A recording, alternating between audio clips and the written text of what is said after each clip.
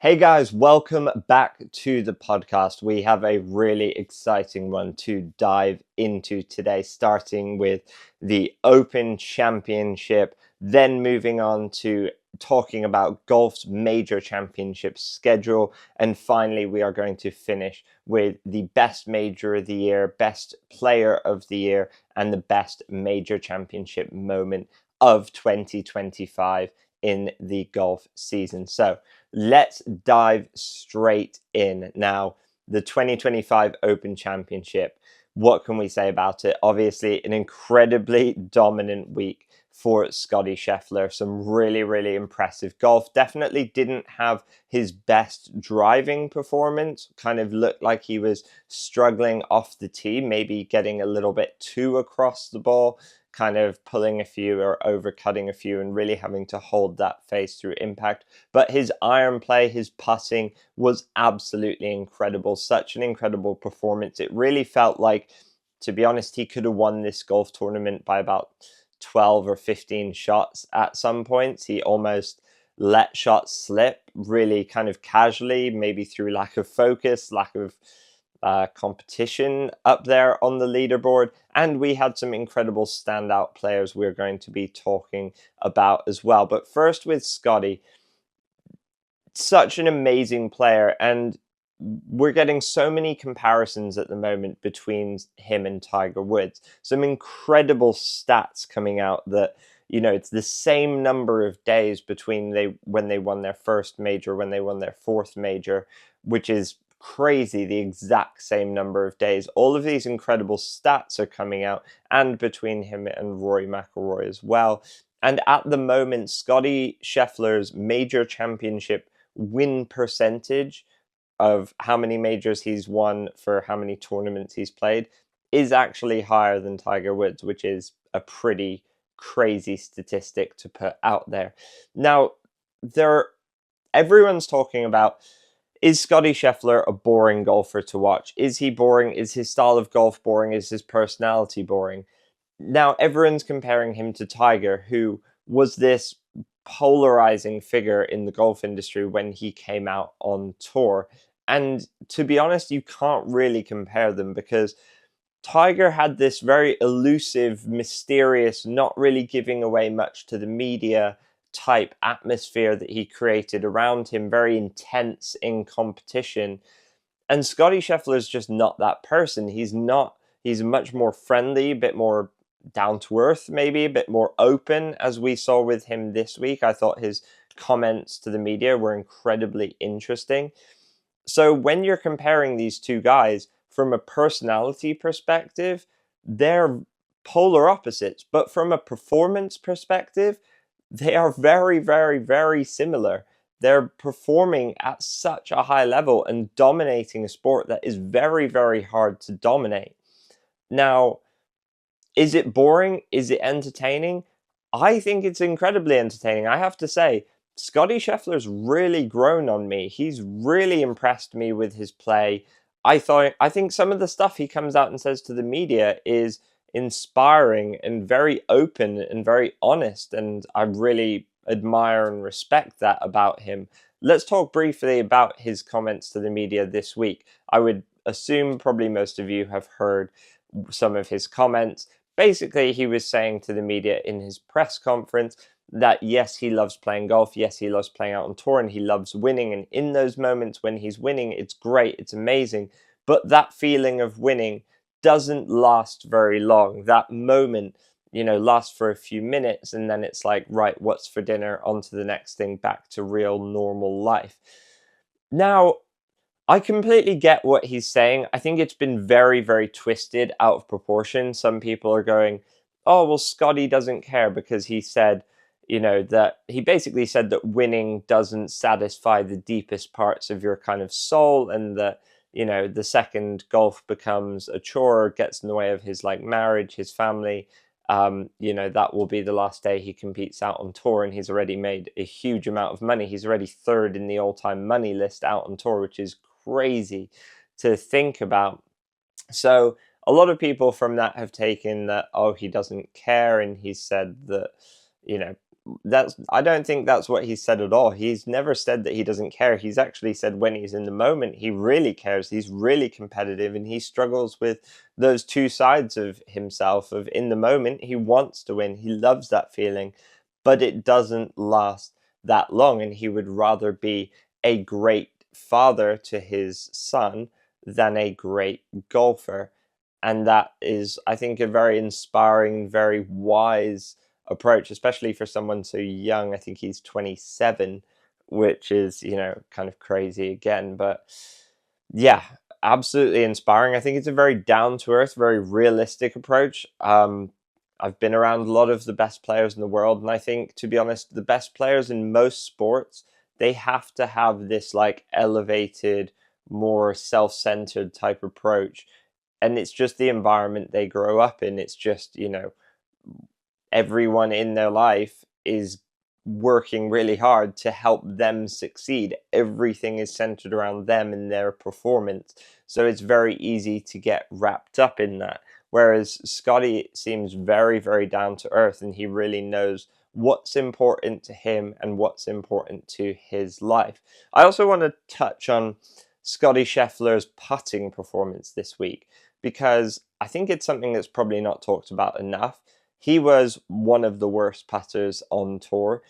And not has he just improved his putting and is now average, but he's actually turned his putting into a weapon, into, something he can really use as a weapon out on tour. And he's making all of these incredible putts, which just takes the pressure, I think, off some of the other aspects of his game, because he always hits the ball so close with his wedges, with his irons, but occasionally if he's not holding putts, then, you think, right, how close do I actually have to hit it? I have to hit it within, a couple feet if I want to make a birdie putt. And that's, going to put a lot of pressure on other areas of your game. But since Scottie Scheffler turned to the mallet putter, which was a recommendation of Rory McIlroy, and I wonder how much Rory McIlroy is potentially regretting that decision of recommending that to Scottie. But since he has turned to that putter, he's been an absolute machine. He's been working as well with Phil Kenyon, who is obviously one of the world's best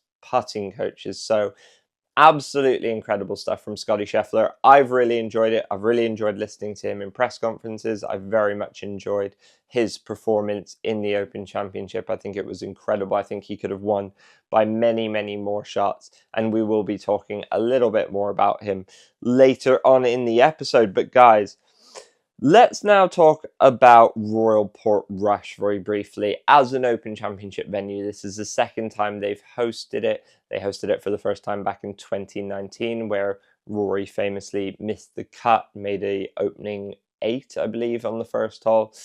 Now, Rory obviously performed a lot better this week, and that is, I think Rory's performance was actually incredibly inspiring this week. I think, going there, it's never going to be an easy place to him. It's his hometown event. He has so much support, the most supported player on the golf course, absolutely incredible stuff.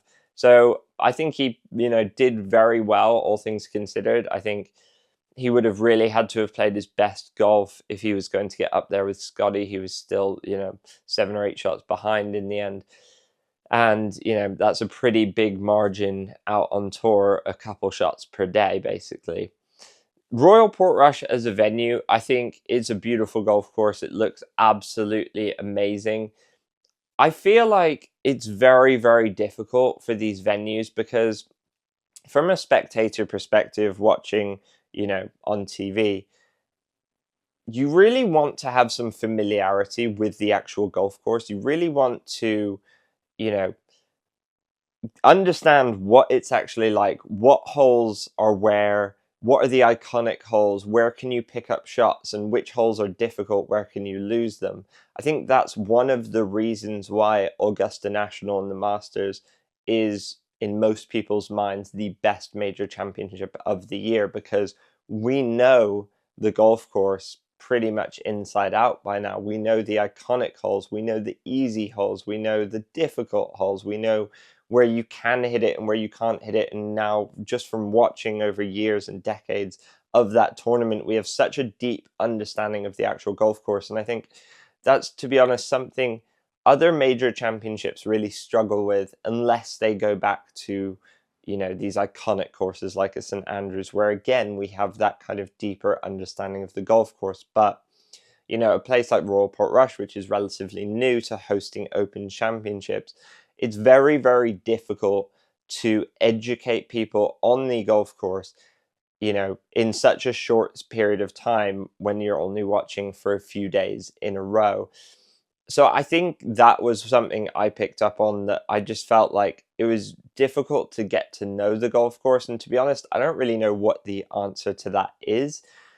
I mean, the simplest answer would be to host every single major championship back at the same place so that you built up that history and that development of fans getting to know the golf course. To be honest, I don't think it's that bad an idea for certain tournaments.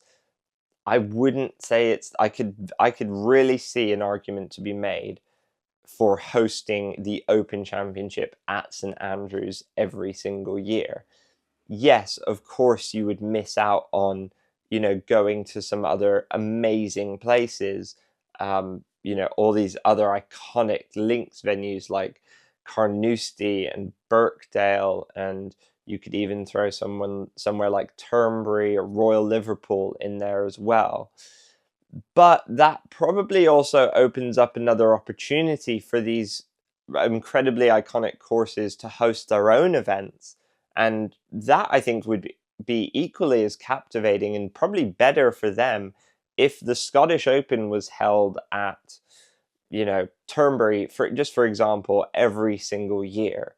Then, we'd be saying, oh my God, I cannot wait for the Scottish Open at Turnberry the week before the Open Championship. It could be built up into this absolutely incredible event because it's at the same place every year and because we're familiar with that and we know what to expect and therefore we look forward to it. I think, for the US Open, I don't know what venue you might choose for that. Maybe like a Pebble Beach. I think probably comes to mind. Imagine Pebble Beach hosting the US Open every single year.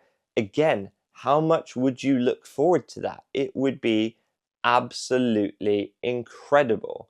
You would just say, right, Pebble Beach, US Open, like iconic. That the US Open would then develop its own identity with Pebble Beach, and which, I think would take it onto a similar level to the Masters and Augusta National.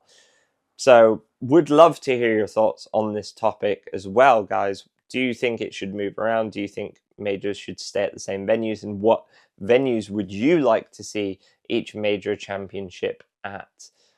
Also, the PGA Championship, what would be the best venue for that? I'm trying to think off the top of my head. Maybe it would have to be somewhere really, really iconic. I'm trying to think of like the best PGA Championship venues. I don't know. It's a very that one I feel like needs a little bit of work. Needs some thought that would go into it. Some incredible iconic US golf course, or move the PGA Championship around the world. That would be pretty incredible if the PGA Championship every year moved countries. All of a sudden it was in Australia one year, or maybe New Zealand, or Europe, or wherever. That would be quite cool to me. And then again, the PGA Championship would have that identity as the major championship, the only major championship, that travels around the world. And you would get to know and look forward to having it in Spain or Italy or Australia or wherever it was going to be, maybe in Asia, maybe in Korea, in Japan, in a place like that. Can you imagine having a PGA Championship in Japan or Korea? These countries are golf mad. It would be incredible. So let me know your thoughts on that, guys.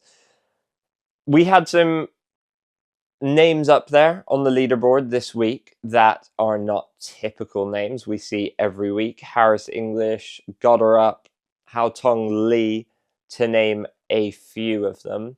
I thought Harris English, absolutely incredible performance. Great to see him up there, really putting in a strong bid to be chosen for the Ryder Cup. And also, similarly to Chris Goddard, I mean, wins the Scottish Open, then finishes, top 5 or whatever in the Open Championship. Absolutely incredible performance. Made a really good run, played some unbelievable golf, and I think it's going to be incredibly difficult to not choose him for that Ryder Cup team, especially with the recent form he's put in. He actually doubled his career earnings just in the last 2 weeks. He literally doubled his career. Imagine doubling your career earnings in 2 weeks with 2 performances. So absolutely amazing. And should he be on the Ryder Cup team? I would love to hear your thoughts in the comments below, guys. Now, moving away from the Open Championship just for a short second, because there was some news that came out about Wyndham Clark and the most recent major championship before this at Oakmont. Now, if you aren't familiar, basically some photos were leaked that Wyndham Clark had basically destroyed a locker, absolutely destroyed it in anger after coming off the golf course at Oakmont. Now, I think most people assumed that this would be settled behind closed doors very amicably. Wyndham would probably offer, some compensation to fix the damages that were caused by him.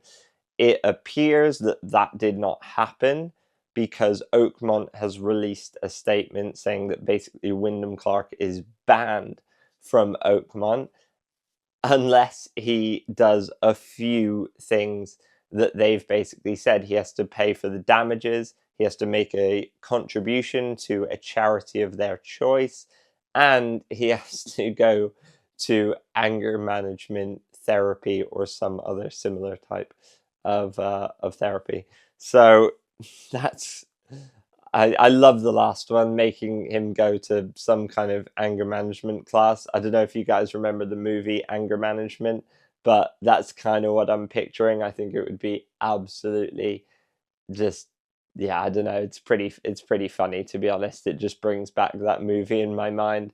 If you guys have seen it, you'll know exactly what I'm talking about. Absolutely hilarious. Adam Sandler, great film. Highly recommend checking it out if you haven't seen it. But I would love to hear your thoughts on Wyndham Clark and the absolute chaos caused by some of the damages he created. Now, guys, I want to talk briefly about the major championship golf schedule. We currently have 4 majors in 4 months. So we have 8 months of the year without any major championship golf. And that's a pretty sad state of affairs. It's something I don't personally agree with. I would like to see a change to the schedule. I would love to hear your thoughts if you have any ideas. I just think we don't have enough time between each major. There's not enough time, enough hype for it to get built up, and therefore it seems like this big rush where we only have 2 or 3 weeks between all these majors, and then before you know it, it's all done and we have to wait again until April in the Masters. So I would personally like to see it change. What I just mentioned before about the PGA Championship moving around the world, maybe that could be an answer. Maybe the PGA Championship gets held in, November in, some other side of the world where the weather's still nice. And, that could be a really good solution to that problem. And again, give it its own identity. And then we'd be really gearing up for it. If you moved the Open Championship back to, say, August, which, normally is still pretty good weather here, still light, pretty late. Move the Open Championship back to August. I don't think the Masters is ever going to move. Keep that in April, and then you maybe go US Open in between, in between those, move it slightly further, or keep it where it is, actually, would be the answer. So it would go April, then it would go May, June, June for the US Open, and then August for the Open, and then, November or something for the PGA. I think that would be a great schedule, something like that. But again, guys, I would love to hear your thoughts on this. I think that would just give us a little bit more breathing space and also something to look forward to. You know, right now, yes, we have the Ryder Cup this year, and that's great. But we need some more major championship golf. It's so sad that we're not going to have anything for 8 months. Is absolutely crazy to me. Also, the order of the major championships, does that need to change? Which should be the first one? Which should be the last? I think we can all agree the PGA is, you know, kind of the lowest on the list in terms of engagement and grabbing people's attention. Maybe that should be made the first major championship of the year. I think that could also solve that problem. If you had, a bit of a wait a few months and then the first major was the PGA, that could be good. If you actually, I would like to see this happen, but I don't think it will ever happen. Make the Masters the last major of the year, because the Masters will always be the biggest, the best tournament every single year. If the Masters was the last major of the year, it would be incredible. You would have so much hype around it. It would just be unbelievable. Everything would be built up to it throughout the year. And then you would have a little bit of break, and then things would build up to the PGA again. And then you would have a US Open and Open Championship in the middle. That, I think, would be absolutely incredible. Don't think it will ever happen. I don't think the Masters would ever move unless it really needed to, like it did in COVID, in the pandemic. But I think that would be pretty incredible. Also, it kind of reminds me of like the tennis schedule, because if you aren't familiar with the tennis major championship schedule, you have the Australian Open in January, which is great. You have the French Open, which I believe is June, and then you have Wimbledon July, and then you have, maybe the French Open might be May, and then you have Wimbledon in July, and then is Wimbledon July? I just went to Wimbledon. I did a whole podcast about it. Was it July? I think it was July. And then you have the US Open tennis in August, September. So you kind of have a bit of a break from September to January. So that's a few months. Then you have another break after the Australian Open until, the French Open. Now, I love the tennis schedule. I think it works really well. You kind of have Wimbledon, the French Open quite close together. But the other thing it does is it allows for these change of venues, change of scenery, and change of court conditions, because you have kind of a hard court season, a clay court season, a grass court season, for example. I think golf could really learn from that. I think, imagine if we had, like a kind of Floridian season of, some events in Florida, then a West Coast season. We kind of already have those two, but had a longer links golf course season would be amazing. And you would really get that with the schedule I just mentioned. If you had, the PGA start of the year, then you kind of moved more into the links golf season, where you had the PGA at the US at Pebble Beach. Sorry, the US Open at Pebble Beach every year. And then you had the Open Championship at St. Andrews every year. And then you built up all these other amazing links course events around that. Would be absolutely incredible. So you'd have like a good, 2 or 3 month span of the year being like almost exclusively links golf. And we have amazing links golf courses. You have amazing links golf courses in the US, in the UK, Ireland, Scotland, everywhere. So I think that would be absolutely incredible. And then you went back to Augusta National at the end of the year, and before that, maybe you had like the Players Championship and, some more similar style events where you could prepare for Augusta. I think that would break up the lack of diversity in the current golf season. It would, learn from the tennis season, because everyone loves, when they move on to grass, when they move on to clay, and different players do well and get known and build a reputation around doing well in certain conditions. So it would also really help develop players' stories as well, which I think, would be incredible. I actually think maybe we've just fixed golf. Have we just fixed golf? If you did that, if you created that schedule, I think that would be amazing. I would love to hear your thoughts in the comments below, guys. Am I complete moron? Is that the wrong thing to do? Tell me why, or tell me why you agree. Either way. But I think we can all agree that golf at the moment, the season's a little bit too long. It gets a little bit boring when you've got just events every single week. There's not, it doesn't really make you think, oh, I really want to tune in and watch this event, unless it's a major, really, because we just have another tournament and then another and another and another. And, you don't often get all the best players at every single tournament. Another thing with the majors that people have been discussing is, should the Players' Championship become a major championship? I don't think so. The main reason I don't agree with that is because it's a PGA Tour event.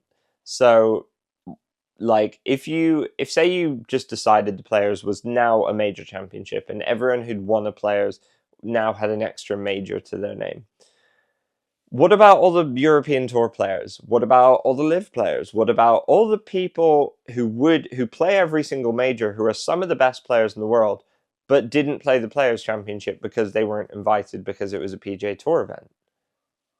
It's not fair. I mean, yes, the Players is a great event. It has an incredibly strong field, absolutely, but it's not a major championship. And I don't see how you could call it a major championship when you aren't making it open to every single one of the best players in the world. You are keeping it to the players on that specific tour.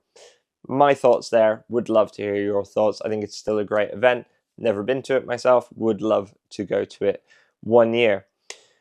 Now, let's talk briefly best major of the year. This is how we're going to finish this podcast off. We're going to rattle through this. Best major of the year, best venue, best moment, and player of the year.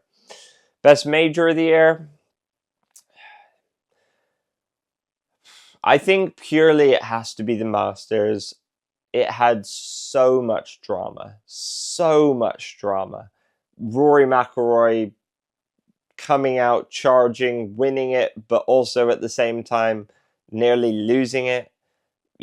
All these other storylines that were developing, and with Rory having completed the Grand Slam, I think you have to give major championship of the year to the Masters, to be honest. Most of the time it normally is anyway. Best venue of the year. Again, it's hard to look past Augusta National. I mean, I know we have it there every year, but I wouldn't say I was a massive fan of all the major championship venues this year. I thought Quail Hollow, because we normally have a normal tour event there at the same time of year, I didn't think that was that special.